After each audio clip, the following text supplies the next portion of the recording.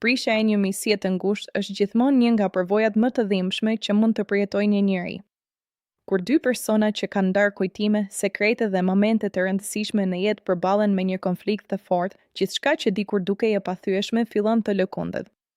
Pikërisht kjo ndodhi edhe mes Juelës dhe Rogertit, dy miq që dikur konsideroheshin të pandashëm, por që një përplasje e fortë i çoi drejt një ndarjeje të ashpër. Fillimisht, marrëdhënia e tyre ishte e mbushur me mirëkuptim dhe mbështetje. Ata ishin aty për njëri tjetrin në momentet më të vështira dhe ndanin çdo gëzim apo shqetësim.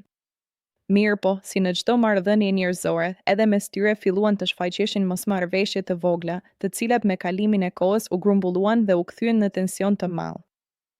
Ndonjëherë, fjalët e pathëna peshojnë më shumë se ato që thuhen me zë të lartë. Konflikti i tyre shpërtheu në një moment kur emocionet ishin në kulm.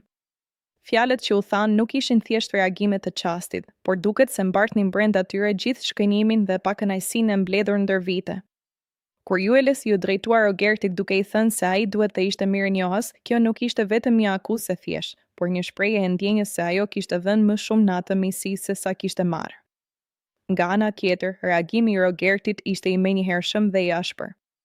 Ai e refuzoi këtë ide dhe e përforcoi qëndrimin e tij me fjalë të forta, duke kërkuar distancë dhe duke e shtyrë Juelën larg. Kur njëri prej miqve arrin të thotë, zhdukur nga sytë e mi, kjo tregon se marrëdhënia ka arritur një pikë kritike. Këto nuk janë thjesht fjalë, por një mur emocional që ngrihet mes dy njerëzve. Në atë moment, nuk ka më hapësirë për dialog të qetë apo reflektim racional. Ka vetëm reagime të nxitura nga lëndimi, krenaria dhe ndjenja e tradhtisë. Nga ana e saj, Juelës nuk i mbeti gjë tjetër veç se të përgjigjej me të njëjtën energji, duke e shtyrë Rogertin të vazhdonte rrugën e tij. Kjo është një fazë tipike në prishjen e miqësive, kur të dy palët, në vend që të kërkojnë zgjidhje, zgjedhin të mbrojnë veten dhe të largohen emocionalisht. Është një mekanizëm mbrojtës, por njëkohësisht edhe një hap që e bën rikthimin gjithnjëherë më të vështirë.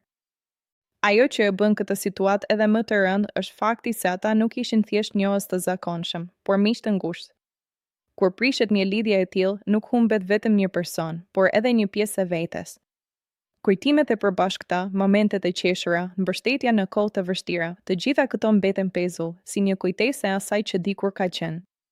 Shpesh, në situata të tilla, njerëzit pyesin veten, a mund të ishte shmangur kjo? Përgjigjja nuk është gjithmonë e thjeshtë. Ndonjëherë, një bisedë e sinqertë në kohën e duhur mund të kishte parandaluar shpërthimin. Herë të tjera, karakteret e forta dhe mungesa e kompromisit e bëjnë konfliktin të pashmangshëm.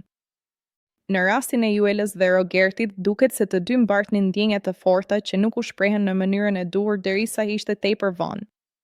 Megjithatë, edhe në mes të një ndarjeje të dhimbshme, ekziston gjithmonë mundësia e reflektimit. Me kalimin e kohës, emocionet zbuten dhe njerëzit fillojnë të shohin situatën me më shumë qartësi. Ata mund të kuptojnë gabimet e tyre, fjalët e tepërta dhe reagimet impulsive. Kjo nuk garanton gjithmonë pajtim, por krijon një hapësirë për rritje personale. Prishja e një miqësie nuk është vetëm një fund, por edhe një mësim. Ajo na mëson rëndësinë e komunikimit, të respektit dhe të menaxhimit të emocioneve. Na kujton se edhe lidhjet më të forta kërkojnë kujdes dhe mirëkuptim të vazhdueshëm. Dhe mbi të gjitha, na tregon se fjalët kanë peshë, ato mund të ndërtojnë ura, por edhe të shkatërrojnë ato në një çast.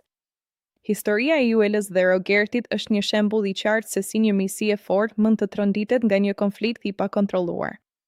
Është një histori që reflekton realitetin e shumë marrëdhënieve njerëzore, të bukura në fillim, të komplikuara në mes dhe ndonjëherë të dhimbshme në fund. Por ndoshta, brenda këtij fundi, fshihet edhe një fillim i ri, qoftë për një pajtim të mundshëm në të ardhmen, apo për një rrugë të re për secilin prej tyre.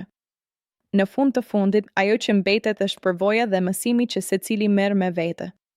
Sepse edhe kur njerëzit largohen, ndikimi që kanë pasur në jetën tonë nuk shtuket kurrë plotësisht,